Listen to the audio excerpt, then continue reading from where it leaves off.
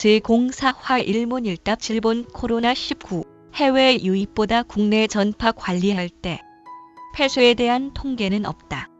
확인하겠다.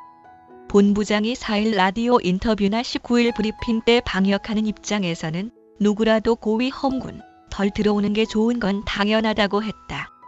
현재도 유효하나 중국발 입국 금지 확대에 대해 중수본의 의견 개진한 적 있나. 미국 같으면 질본이 방역 대책 전권 갖는데 우리나라는 외교 통상이나 정치적 논리가 우선된다는 비판 나온다. 이에 대한 입장은 중국의 입국 금지에 대해 중국에서 발생하기 시작한 초기 주요 감염 지역인 후베이성에 대한 입국 차단이 당시에 중요했다.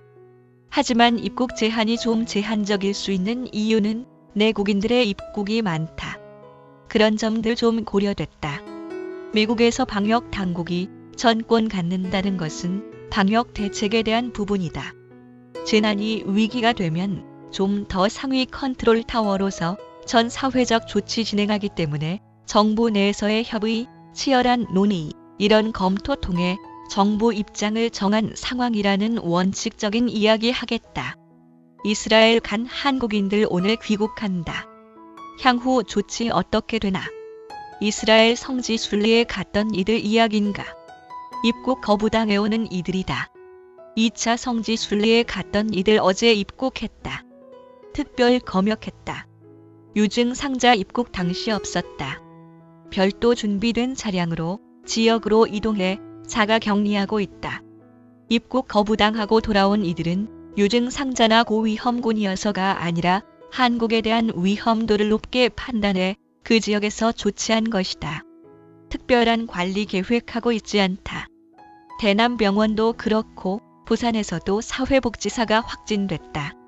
칠곡에서도 중증 장애인 시설이나 요양병원, 정신병원 시설에서 환자 많이 생긴다. 앞서 요양병원과 정신병원 실태 조사한다고 했다. 조사 현황이나 위반 사례는 없나? 부산시 사회복지사, 요양병원 사회복지사는 대구 전직 교인으로 확인됐다. 대구 다녀간 교인 명단 각 시도에 보냈다. 시도 보건소에서 이들 조사해 자가 격리시키는 과정 중 양성 확인에 조치한 사례다. 그동안 가장 우려하는 게 의료기관 감염과 집단시설 감염이라고 했다. 병원별로 어떤 수칙해야 하는지 여러 차례 중수본 통해 지침 내려갔다. 그런데도 신천지와 관련된 사례와 집단 발병하고 있다.